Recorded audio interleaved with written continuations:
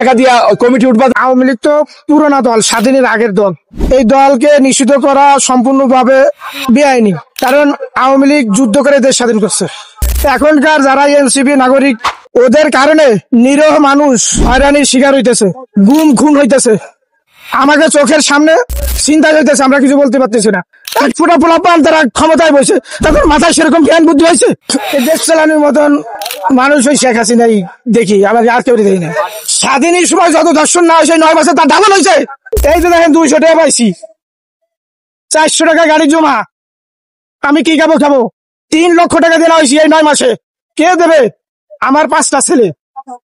কে দেবে? এই গরিব দুঃখীর এই কে দেবে? এই এনসিপি দেবে, না আওয়ামী লীগ দেবে, না বিএনপি দেবে, না জামাত দেবে, মানে না জাতীয় পার্টি দেবে? কে দেবে? এখন আমরা অভাবে আছি।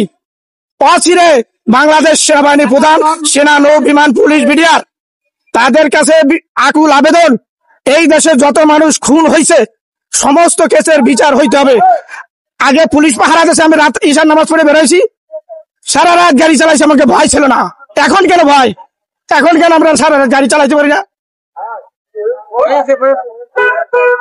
এই দেশে পুলিশ নিরাপত্তা দিচ্ছে আমাদের, আমরা সাধারণ মানুষ, আমরা তো কোনো দল করি না।